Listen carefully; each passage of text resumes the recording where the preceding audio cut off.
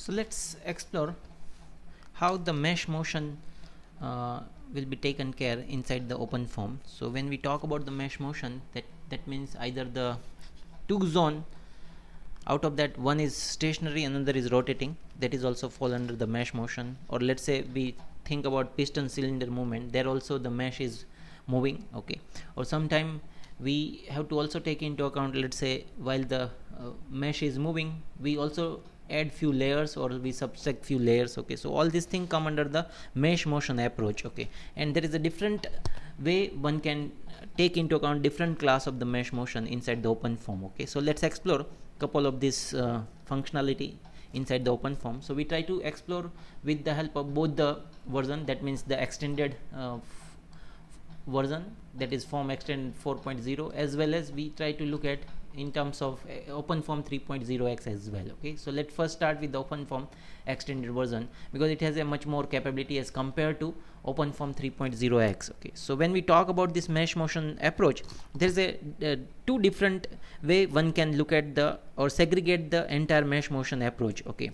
So one type of the mesh motion approach is called dynamic FV mesh options, okay. So if we go towards the SRC folder, okay, and there is a one approach called the dynamic FV mesh motion, that is this one, okay, dynamic FV mesh motion. And another approach is called the topo change FV mesh motion, okay. So there is a two different class of mesh motion methods is available, okay. And so what is its basic difference is something like this way. So if we look at this dynamic FV mesh motion, okay, so dynamic FV mesh motion, what it do, it only take into account automatic mesh motion for the case where the mesh topology does not change, okay. So where the mesh topology does not change, that means as many layer we gave remain the same number of layer, we cannot add the layer or we cannot subtract the layer, okay. In that, if that is class of the mesh motion we want to take into account, then we have to stick to the dynamic FV mesh motion, okay. On the other hand, if we talk about this topo change FV mesh motion, then we have a leverage to change the mesh when the mesh is moving. So when the mesh topology is changing during the simulation, at that point of time we try to rely on the other class of method, that is this topo change FV mesh motion, okay. So let's look at both of them little bit closely. So if we talk about this dynamic FV mesh motion, at the inside of this you will see couple of few mesh motion options is available, like static mesh motion, so where mesh motion does not change, it is without any change of mesh motion. So if we look at what is there inside, we will see its entire, let's say, coding and everything here, okay. So how exactly they are taking into care all the mesh motion options or anything, okay. So here there is no any mesh motion, so update 0, nothing is there, okay. So it is like a stationary mesh motion only, so no mesh motion is taken place when we talk about this, okay. Then there is another very interesting mesh motion options is available, and that is one called the dynamic mesh solver FV mesh motion, that is one dynamic motion solver FV mesh, okay. So let's look at this. So what it do, it dynamic FV mesh where a motion solver is used to move the mesh, the user specified motion using the boundary condition on appropriate motion variable, okay. So when we specify the predefined mesh motion, at that point of time we try to use this, so which is used in case where the motion of the internal mesh points are solved for using the boundary condition and diffusivity model, and it is simplest type of the mesh motion solver if we look at, okay. So this is if we predefine some class of the mesh motion, if we want to take into account, then we try to look at this class of mesh motion solver, okay. Then we have another class of the mesh motion solver, it is this one, dynamic inkjet FV mesh motion, okay. So dynamic inkjet FV mesh motion, what it do, mesh motions specify for a pumping system of a inkjet ejector, okay. So it is basically for some inkjet type of printing, or in that sets of regard they constructed this class of the motion, okay, which is similar to whatever we look at it, as a dynamic mesh motion solver FV mesh, but it in this case mesh point are explicitly specified instead of the solved for. Okay, so we specify how many mesh point we want to move and all this thing. Okay, so that is the dynamic inkjet FV mesh motions. Okay, so set for points in the pumping region are compressed and expanded simultaneously to expose a sinusoidal variation of the flow at the nozzle exit, or some type of mimic we want to take into account, then one can go for this type of the dynamic inkjet FV mesh motion. Okay, then we have another class of mesh motion also available, that is called dynamic refined FV mesh motion. So dynamic refined FV mesh motion. Okay, so this is another class of mesh motion solver. So if we look at so FV mesh is built-in refinement and determine where cell to refine and unrefine and does all the updates. Okay, so we can refine the cell. Okay, it is similar to the static FV mesh class.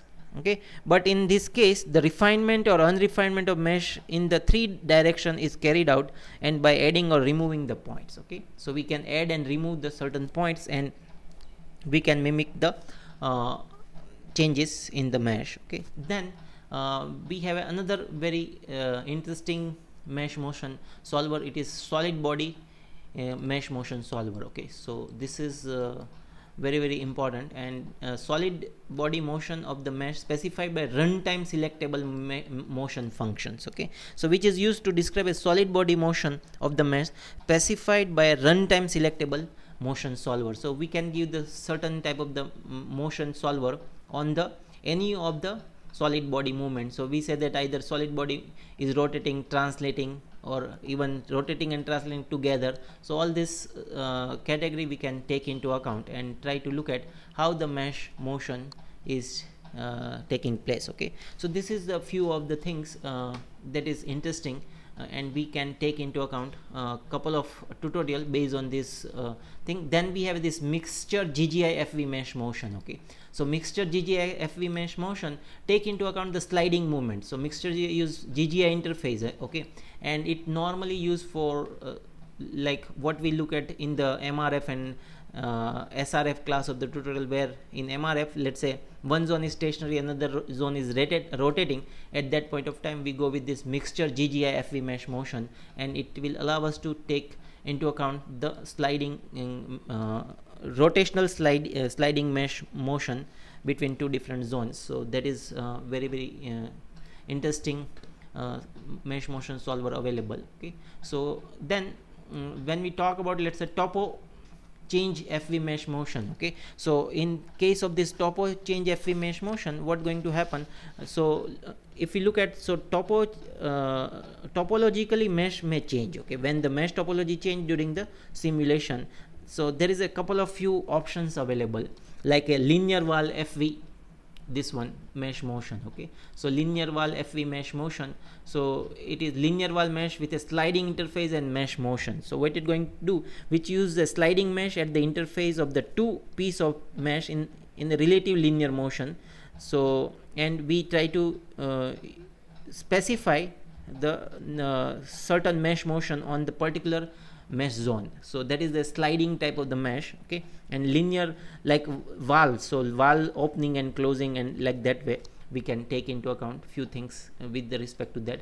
Then in the linear valve we can add layer as well, so that is also available. So linear valve layered FV mesh, which is similar to the whatever we look at for linear valve FV mesh, but layer addition and removal is the extra feature inserted of for pure squeezing and stretching of the nodes and cell. Okay, the input variable needed are the same as what we seen in the previous case. Okay, but here extra feature is that we able to remove and add certain layers while the sliding motion is taking place. Okay, so that is another class of the thing. Then along with that we have another is the mixture FV mesh motion. Okay, so this is mixture mesh. So mixture mesh use a sliding interface, so which is used when the sliding interface is needed between one rotating part and another is fixed one. Okay, so part of the, and for that what we have to do, we have to specify the certain things as a MRF zone, and it will take into account the few things. So when we explore the tutorial, you come to know what exactly we and how exactly we can set the test case. Okay, then Along with that, we also have a few more motion, like this motion moving body topo FV change, which apply the squeezing and stretching of the cell, but when the cell layer thickness reaches some critical value, okay, so new layer can be added or new layer can be removed, okay. So based on that, they can add layer and remove the layer. So certain this type of the topo set options is available. So many options is available as far as this extended version is concerned. In the similar line, if we look at the OpenFOAM release version 3.0, if we check, okay, here also we have a FV dynamic FV mesh motion, and inside that we have a similar type of the options available, okay. And here they segregate the topo change FV solver differently, okay. Here also linear wall with refinement, mixture, moving cone, okay, and topo change FV mesh motion. So this is the couple of options available in the OpenFOAM to take into account the different aspect of the mesh motion. So let's explore now with the help of the couple of tutorial how one can simulate different class of the this test case. So let's start with this FE extended version of the mesh motion solver. So for that we're going to use the ICO dynamic form, okay. So here we are going to use the ICO dynamic form. So let's first explore what different change we look at as far as the ICO dynamic form is concerned, and if we try to compare the ICO dynamic form and normal ICO form, okay. So what is the major difference one can see in between as far as the coding is concerned? So first we look at that, okay, and then we go toward the tutorial part. So let me first go to the application area and try to explore what different change in as far as the equation or as far as the algorithm is concerned, what different change we have. So let's look at the ICO form. So ICO form, let's open both the files, okay. So let me first close all other files and then we reopen it, so it is easy. So ICO form, and also let's open files from the ICO dynamic form, okay. So let's start looking what different changes we see as far as the different thing is concerned, okay. So first thing, if we look at the ICO FV mesh ICO form, okay. So ICO form has a create mesh.h file, as far as the ICO dynamic form has a create dynamic FV mesh.h file, okay. So it try to look at the dynamic mesh motion. So we have a additional file as not additional, instead of create mesh.h file we have a create dynamic FV mesh.h file, okay. So that is what we see. And inside the Navier-Stokes equations, okay, so before we go for actual calculation of this U equations, okay, we have a few things like we can make the mesh motion or we update the mesh motion. So that options is available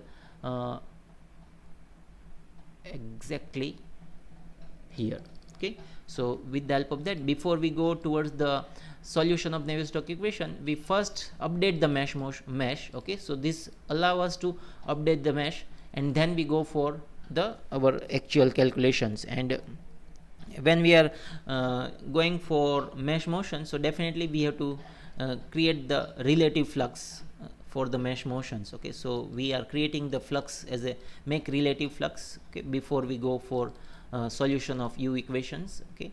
So that is what we required as a changes, okay. So this is the few change we can see as far as the code is concerned. Otherwise everything is more or like same, okay. There is no major difference in it, okay. So only that thing is changing as far as the our code is concerned, okay. So one change we take into account the create dynamic FV mesh.h, okay, that will take care of the mesh motion, and when the mesh is moving it will try to update or create the mesh accordingly. Then we have a mesh update, so it will try to update the mesh, and then we make the flux related to the mesh motion. So that is the what we are doing. So this relative flux is used everywhere except inside the pressure correction equation. Okay, otherwise everywhere we're going to use this relative flux only. Okay, so this make relative flux. Okay, so inside the pressure correction we not going to use the relative flux. Okay, we're going to use the normal flux because pressure is not depend on this mesh motion. Okay, it only velocity is more like first dependency come from the velocity side. So we just changing the or making the flux as a relative flux as far as the mesh motion is concerned. Okay, so when we talk about this all the dynamic mesh class and all these things, so we have a different way we can take into account this. One is the GGI. So with the help of the GGI we can take into account this mesh motion and how one can see the mesh is changing. So if we want to exactly look at how the update and all the thing is happening inside the any of the algorithms and or at a library level, then one can quickly check as well from the source code. So let's look at again one more time SRC folder, and let's say we have a dynamic FV mesh. Okay, and inside that we have a this topo FV mesh change file. Okay, so topo FV mesh change file. Okay, so in this if we try to look at its C file. Okay, so sorry, it is not exactly that same location. Okay, let me give you the idea.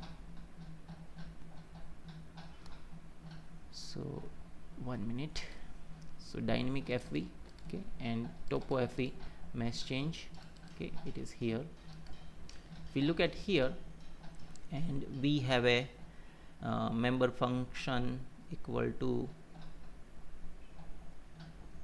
move point. Okay, so this will take care of the point movement. Okay, and update it, try to update the mesh motion. Okay, so from here everything is happening. So when we say update topo FV mesh, it will try to update the entire scenario. So this particular patch, okay, it try to mimic the change in the mesh motion. So one can move the points. Okay, and because normally what happen when the mesh is moving, so normally we move the all the vertices of the all the node of the any of the cell, and accordingly the mesh is going to move. So this is how one can move or look at exactly how the mesh is moving based on the particular point movement. Okay, so this is the place one can see exactly, and for that we require this dynamic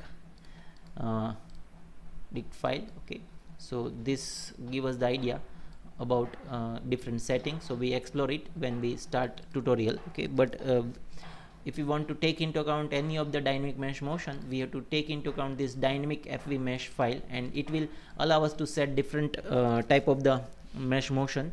Okay, what we just listed, or look at different options available. So this is how one can see. And when we are talking about this mesh motions, okay, so we normally making the flux relative. Okay, so when we are making the flux relative, so how we are making the flux relative? So that is coming from SRC folder again. So we just go to the SRC folder. Okay, in the SRC we have finite volume. Okay, so finite volume, inside the finite volume again we have finite volume, and inside FVC. Okay, and inside the FVC we have FVC mesh phi.c file, FVC mesh phi.b file. Okay, so this file exactly take into account the make relative fluxes. Okay, so yeah, it is here. Okay, so this file exactly making the flux relative to the mesh motion. Okay, so when the mesh is changing, flux also change accordingly. So this thing we take into account by this particular file. Okay, so this is where the coding is done. Okay, so if you are interested, you can check all these entries. Okay, this is available at this location. Same way here FV mesh fee. Okay, so where we have volume field and we can change the fluxes accordingly. Okay, so these few things is about the coding part. Okay, so let's now try to look at few of the tutorials so we can understand quickly how one can set the test case. But idea is that wherever we have to take into account some mesh morphology is changing or mesh only rotating or all this aspect, we have to rely on this dynamic mesh motion. So let's start with the very simplified type of the test case. Okay, so let's explore different tutorial step by step.